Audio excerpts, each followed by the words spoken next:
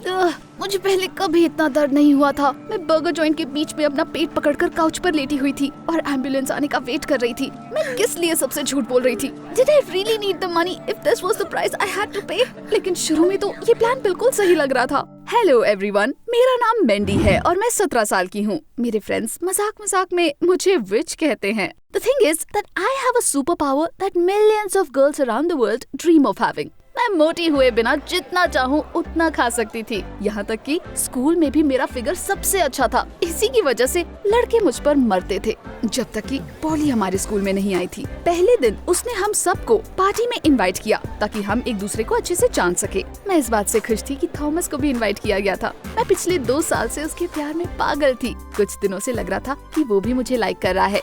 Party was a good opportunity to make him notice me once again. मैं खूबसूरत दिखने के लिए अच्छे से तैयार होकर पॉली के घर गई और उसका घर देखकर मेरा मुंह खुला का खुला रह गया। उसका मैंशन इतना बड़ा और लग्जूरियस था, बिल्कुल फेरी टेल के पैलेस के जैसा। मे बी मैं गलत एड्रेस पर आ गई थी, लेकिन जब पॉली ने दरवाजा खोलकर मुझे अंदर बुलाया तो मेरे सारे डाउट्स दूर हो गए। थॉमस पहले ही वहाँ पर पहुँच चुका था और मैंने उससे बात शुरू करने की बहुत कोशिश की, लेकिन उसने मुझे अनदेखा कर दिया। थॉमस को उस घर की एक्सपेंसिव चीजों में ज्यादा इंटरेस्ट था। The huge home theatre, the heated swimming pool in the yard. उसने पॉली पर सवालों की बौछार कर दी और वो खुशी खुशी फूली नहीं समा रही थी। शायद मैं अकेली नहीं थी जो थॉमस को लाइक करती थी, बट ये गलत था। मैं उसे ज्यादा टाइम से जानती थी। इतना हैंडसम लड़का मैं किसी और के पास नहीं जाने दे सकती थी। इसलिए मैंने उनके पास जाकर जोर से चिल्लाते हुए कहा, ओह या, घर तो बहुत खूबसूरत है। Thomas, I can only imagine how impressed you would be with my parents याच। सभी लोग मुझे हैरानी से घूरने लगे और थॉमस ने खुश होकर कहा, ओह कूल, तो फिर अगली पार्टी तुम्हारे याच पर होगी। 1-1 पॉली, मैं उसे प्रूव करके रहूंगी that I am the coolest. But I had no idea कि मैं ये कैसे करने वाली थी, क्योंकि मेरे पेरेंट्स के पास कोई याच नहीं था। Our family lived quite modestly, और अगर मैं उन्हें याच रेंट करने के लिए भी कहती, तो भी मेरे पेरेंट्स मुझे हेल्प नहीं कर पाते। I spent the whole evening thinking about ways to quickly earn a lot of money. और घर पर आने पर मैंने अपनी बड़ी बहन से हेल्प मांगी। हैरानी की बात तो ये थी कि लीसा ने तुरंत इसका सोल्यूशन ढूंढ लिया। उसने मुझे एक अनयूजुअल कंपटीशन के बारे में बताया जो हर हफ्ते पास वाले बर्गर जॉइंट में होता है। वहाँ पर लोग तेजी से बर्गर्स खाते हैं और सबसे ज्यादा खाने वाले को अच्छा खासा इनाम मिलता है। लेकिन उसके पार्टिसिपेंट्स के लिए कोई रिस्क नहीं था, क्योंकि हारने वाले को भी अपने खाने के लिए कोई पैसे नहीं देने पड़ते थे। शुरू में मैं थोड़ी डाउटफुल थी, लेकिन फिर मुझे रियलाइज हुआ कि मेरे पास और कोई ऑप्शन भी तो नहीं था। मैं नहीं चाहती थी कि सब लोग मुझे झूठा समझे। इसके अलावा मेरे जीतने के चांसेस ज्यादा थे, क्योंकि मैं मोटी हुए बिना जल्दी जल्दी बहुत सारा खाना खा सकती थी। आफ्टर ऑल, मैं अभी तक मोटी नहीं हुई थी, even after eating countless burgers, pizzas and sweets. वैसे भी मुझे ये बस एक बार करना था। मैंने उस बर्गर जॉइंट में कॉल करके पार्टिसिपेशन के लिए अप्लाई किया। कंपटीशन से पहले मैंने कुछ नहीं खाया था और इससे मुझे काफी हेल्प मिली। अगले दिन मैंने ढेर सारे बर्गर्स इतनी तेजी से खाए कि दूसरे पार्टिसिपेंट्स को अपनी आंखों पर यकीन नहीं हुआ। इतनी दुबली पतली लड़की इतना सारा खाना कैसे खा सकती है?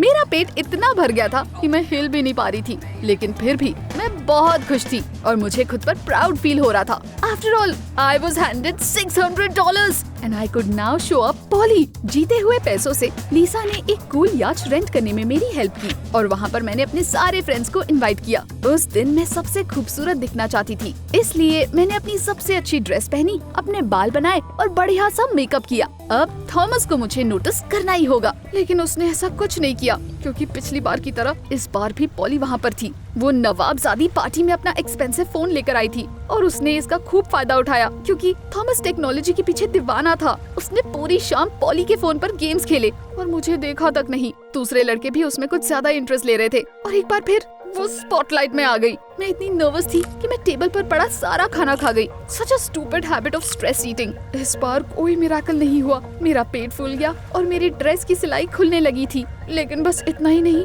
ज्यादा खाने की वजह से मुझे मिचली आने लगी और पूरी शाम मैंने बाथरूम में बिताई। वहीं पॉली आराम से खुशी खुशी थॉमस से स्मार्टफोन्स के बारे में बातें कर रही थी।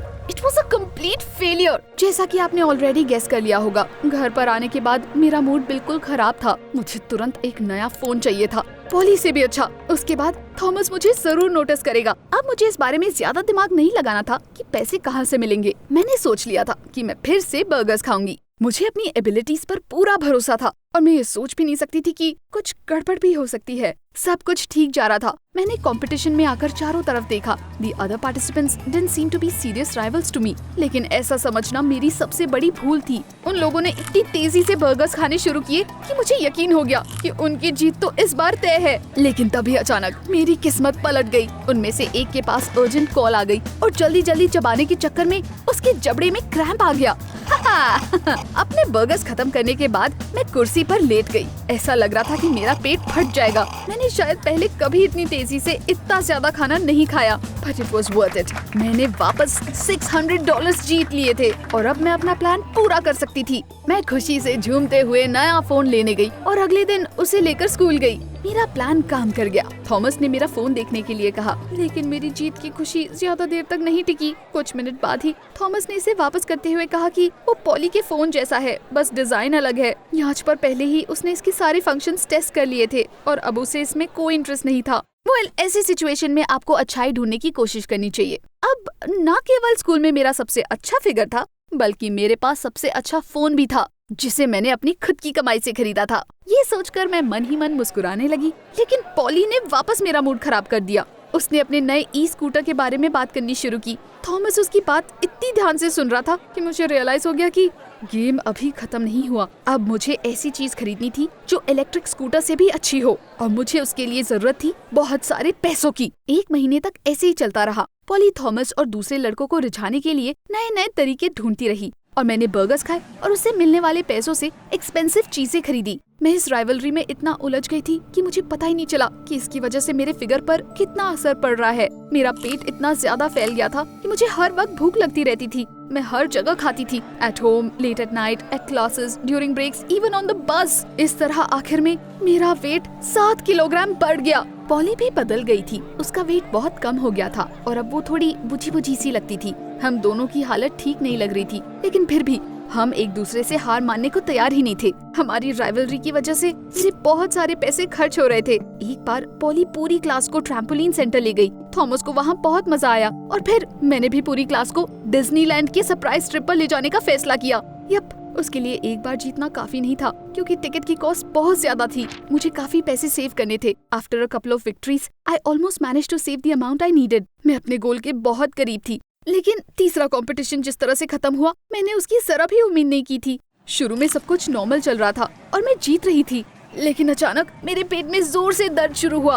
वो दर्द इतना भयानक था कि मैं चीख पड़ी। मैंने अपनी प्लेट दूर कर दी और काउच पर लेट गई। कंपटीशन रोकना पड़ा और एम्बुलेंस बुलाई गई। इस तरह मैं हॉस्पिटल पहुंच गई। उसके बाद कुछ दिन बीत गए, लेकिन फिर भी थॉमस ने मेरा हालचाल जानने के लिए एक भी टेक्स्ट नहीं किया। मुझे बहुत बुरा लग रहा था। बहुत ज्यादा खाने की वजह से मेरा पेट सूज गया था और अब मुझे लंबे टाइम तक एक ट्रीटमेंट करवाने की जरूरत थी। और ये सब मेरी जिद की वजह से हुआ था। अगर मेरे बस में होता तो मैं टाइम में पीछे जाके I would have definitely not pretended to be a rich girl or earned money by eating those stupid burgers. I now know what they can lead to. मेरी हेल्थ किसी भी लड़की से ज्यादा इम्पोर्टेंट है। और उसके बाद जो हुआ, उसकी वजह से मैं और ज्यादा श्योर हो गई। उस दिन हॉस्पिटल के कॉरिडोर में बैठकर मैं इंजेक्शन लगाने का वेट कर रही थी। तभी अचानक कुछ डॉक्टर्स स्ट्रेचर के साथ मेरे सामने से गुजरे। Prepare the intensive care unit, Hari! Doctor ने अपने कलीग से कहा। मैंने सर ऊपर उठाकर देखा तो उस पर पॉली थी। वो स्ट्रेचर पर पड़ी हुई थी एंड शी वाज अनकॉन्शियस। मुझे पहले कभी इतना डर नहीं लगा। डॉक्टर्स पॉली को वहाँ से लेकर चले गए, लेकिन मुझे उसकी बहुत फिक्र हो रही थी। वो हॉस्पिटल में क्या कर रही थी? क्या डॉक्टर्स उसकी हेल्प कर पाएंगे? किस्मत से कुछ मिनट बाद मुझे अपने सवालों का जवाब मिल गया। पॉली को होश आ गया था और उसे दूसरे वार्ड में शिफ्ट कर दिया गया। मैं फौरन सब कुछ पता लगाने के लिए अंदर चली गई। पॉली भी मुझे देखकर उतनी ही सरप्राइज्ड हुई जितनी कि मैं उसे वहाँ देखकर हुई थी, लेकिन उसे इस बात की खुशी थी कि अब उसे वहाँ अकेले नहीं रहना पड़ेगा। मैंने उसका हालचाल पूछा, लेकिन उसकी बात सुनकर मैं दंग रह गई। It turned out that Pauli's family wasn't rich at all. पुराने स्कूल में गरीब होने की वजह से उसके क्लासमेट्स उसे बुली करते थे, इसलिए उसके पेरेंट्स ने उसे नए स्कूल में पढ़ने के लिए भेज दिया। पॉली ने सोचा कि वो लग्जरी हाउस दिखाकर सबको हैरान कर देगी, ताकि वापस ऐसा कुछ ना हो जो पिछले स्कूल में हुआ था। सिर्फ इसलिए उसे वो मैंशन किराए पर लेना पड़ा था। पैसे कमाने के लिए पॉली को 3 पार्ट टाइम जॉब्स करने पड़ रहे थे। स्कूल के बाद वो नैनी, डिजाइनर और छोटे बच्चों के लिए ट्यूटर का काम करती थी। पहली पार्टी के बाद वो ये सब छोड़ना चाहती थी, but then There was me, Thomas and that stupid rivalry. Polly भी हार मानने को तैयार नहीं थी और आखिर में इतना ज्यादा काम करने की वजह से वो एग्जॉशन से बेहोश हो गई। It couldn't be. यानी पूरे टाइम पॉली और मैं आंखों पर पर्दा डालकर बेवकूफी वाली हरकतें कर रहे थे, और वो भी किस लिए? उस लड़के के लिए जो हमारा हालचाल जानने के लिए हमसे मिलने तक नहीं आया। थॉमस इतना सेल्फ सेंटर था कि उसे शायद कोई और दिखाई भी नहीं देता होगा। And he certainly wouldn't have gone to such lengths for us. जब पॉली और मुझे इस बात का एहसास हुआ तो हम जोर से हंस पड़े। अब हम एक दूसरे को राइवल्स नहीं मानते थे। During the week of our stay in the hospital, we even became good friends. Hospital से निकलने के बाद हमने अमीर होने का दिखावा करना बंद कर दिया, लेकिन इसकी वजह से हमारे कोई फ्रेंड्स हमें छोड़कर गए नहीं। We were simply loved for who we were, by everyone except Thomas. उसके पास फिक्र करने के लिए और भी दूसरी चीजें थी। अपेरेंटली उसके पेरेंट्स का बिजनेस बर्बाद हो गया था और इसलिए उन्हें अपना घर बेचकर दूसरे स्टेट जाना पड़ा। शायद अब हम दोबारा कभी उससे नहीं मिलने वाले थे, लेकिन मुझे इस बात का कोई दुख नहीं था क्योंकि थॉमस की वजह से मेरा खूबसूरत फिगर खराब हो गया था। अब मुझे इसे वापस पाना था। मैंने डाइटिंग, जिम जाना और सुबह सुबह दौड़ना शुरू कर दिया। I also always avoid that evil burger joint now.